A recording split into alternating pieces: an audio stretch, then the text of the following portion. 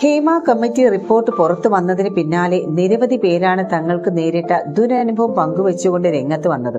മലയാള താര സംഘടനയായ അമ്മ ഭരണസമിതി വരെ പിരിച്ചുവിടേണ്ട അവസ്ഥയിലേക്കാണ് കാര്യങ്ങൾ കടന്നത്. ഈ തീരുമാനത്തിനെതിരെ വ്യാപക വിമർശനമാണ് വന്നത്. ഇതൊരു ഒളിച്ചോട്ടമാണ് എന്നാണ് പലരുടെയും അഭിപ്രായം. ഈ വേളയിലും ശക്തമായ നിലപാടുകൾ കൊണ്ട് ഉറച്ചു നിന്ന ഒരു താരമാണ് പാർവതി തിരോത്ത്. ഇപ്പോഴിതാ പാർവതി തിരോത്തിനെ പോലുള്ള കലാകാരിയെ ദിലീപ് എന്നല്ല ആര് വിചാരിച്ചാലും സിനിമാ രംഗത്ത് നിന്ന് ഒതുക്കാൻ കഴിയില്ല എന്ന് പറയുകയാണ് സംവിധായകൻ ശാന്തിവിള ദിനേശ്. ഒരു അഭിമുഖത്തിൽ സംസാരിക്കവെയാണ് അദ്ദേഹം ഇതേക്കുറിച്ചെല്ലാം സംസാരിച്ചത്. ആരോ പറഞ്ഞതുപോലെ കയ്യിൽ മരുന്നുള്ള അഭിനേത്രിയാണ് പാർവതി. അടുത്തിടെ പുറത്തിറങ്ങിയ ഉള്ളൊഴുക്ക് ഞാൻ 2 തവണ കണ്ടു. വർത്തമാന മലയാള സിനിമയിൽ ക്യാരക്ടറിന്റെ കാര്യത്തിൽ 90 മാർക്ക് വരെ കൊടുക്കാൻ കഴിയുന്ന വ്യക്തിയാണ് പൃഥ്വിരാജ്.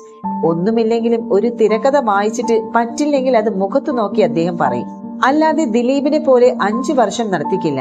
ദിലീപ് പറ്റില്ല എന്ന് പറയില്ല. ഇക്കാര്യം ഞാൻ ദിലീപിനോട് ചോദിച്ചപ്പോൾ എനിക്ക് ഒരാളോട് നോ പറയാൻ അറിയില്ല എന്നാണ് അദ്ദേഹം പറഞ്ഞത്. എന്നാൽ പൃഥ്വിരാജിന് നോ പറയാൻ ഒരു മടിയുമില്ല. ഞാൻ ചെയ്ത ഒരു സിനിമയിൽ ആദ്യം വെച്ചിരുന്നത് കലാഭവൻ മണിയെയാണ്. എന്നോട് ഒരു വൃത്തികേട് കാണിച്ചപ്പോൾ ഞാൻ അദ്ദേഹത്തെ ഒഴിവാക്കുകയാണ് ചെയ്തത്. പകരം ലാലിനെ വെച്ചു. ഈ പവർ ഗ്രൂപ്പ് അന്നുണ്ടായിരുന്നെങ്കിൽ ദിലീപ് വിളിച്ചിട്ട് അദ്ദേഹത്തിന്റെ ഏറ്റവും അടുത്ത സുഹൃത്തായ മണിയെ മാറ്റിയിട്ട് ലാലിനെ വെച്ച് ചെയ്യാൻ പറ്റില്ലേ എന്ന് പറയുമോ? വീട്ടിൽ പോയി പറയടാ എന്ന് ഞാൻ പറയും. സിനിമയിൽ വിജയ ഗ്രൂപ്പ് മാത്രമേ ഉള്ളൂ. നിങ്ങളുടെ സിനിമ ഓടുമെങ്കിൽ നിങ്ങളാണ് പവർ ഗ്രൂപ്പ്. മോഹൻലാലിന്റെ പേരിൽ പവർ ഗ്രൂപ്പ് ഉണ്ടെന്ന് പറഞ്ഞാൽ ഞാൻ അംഗീകരിക്കും.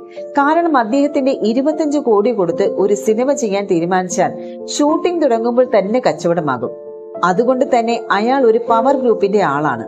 മമ്മൂട്ടിയുടെ കാര്യത്തിലും ഞാൻ അങ്ങനെ പറയും. പവർ ഗ്രൂപ്പിന്റെ നേതാവായിട്ട് വേണമെങ്കിൽ ഇപ്പോൾ പൃഥ്വിരാജിനെയും പറയാം. മോഹൻലാലിനെ വെച്ച് ഇടയ്ക്ക് വലിയ ബ്രഹ്മാണ്ഡ പടങ്ങൾ അദ്ദേഹം സംവിധാനം ചെയ്തു. ചിലരെ അങ്ങ് ബ്രാൻഡ് ചെയ്യുന്നതാണ് ഇവിടുത്തെ പ്രധാന പ്രശ്നം. ദിലീപ് തിലകനെ ചീത്ത വിളിച്ചു എന്നൊക്കെ പറയുന്നുണ്ടല്ലോ. ആ ഒരു സംഭവം അങ്ങനെയൊന്നുമല്ല. അമ്മയുടെ യോഗത്തിൽ തിലകൻ വളരെ മോശമായി സംസാരിച്ചപ്പോൾ മമ്മൂട്ടി കരഞ്ഞു. മമ്മൂട്ടിയുടെ കണ്ണ് നിറയുന്നത് കണ്ടപ്പോൾ ദിലീപിന് സഹിച്ചില്ല. അതോടെയാണ് അദ്ദേഹം നിങ്ങൾക്ക് മനസ്സിൽ കാരുണ്യമില്ലേ എന്നോ മറ്റു ദിലീപ് തിലകനോട് കൈ ചൂണ്ടി സംസാരിക്കുന്നത്. ഇതല്ലാതെ ദിലീപ് ആരെങ്കിലും അടിക്കാൻ പോയെന്നോ ചീത്ത വിളിച്ചെന്നോ ഞാൻ അംഗീകരിക്കില്ല. മമ്മൂട്ടി കരയുന്നത് കണ്ടപ്പോൾ എനിക്ക് സഹിച്ചില്ല എന്നാണ് ദിലീപ് പറഞ്ഞത്. പക്ഷെ തിലകൻ പറഞ്ഞത് മമ്മൂട്ടിയുടേത് കള്ളക്കണ്ണീരാണെന്നാണ്. ഇത്തരത്തിൽ പല കാര്യങ്ങളിലും ദിലീപ് ഇടപെട്ടിട്ടുണ്ടെന്നും ശാന്തിവിള ദിനേശ് പറയുന്നു. അതേസമയം അടുത്തിടെ അമ്മ സംഘടനയുടെ പ്രസിഡന്റായി മമ്മൂട്ടി സ്ഥാനമേൽക്കില്ല എന്ന് ശാന്തിവിള പറഞ്ഞിരുന്നു. ഇന്നത്തെ ചുറ്റുപാടിലും പ്രായത്തിന്റെ പ്രശ്നത്താലും അദ്ദേഹം പ്രസിഡന്റ് ആകാൻ സാധ്യതയില്ല.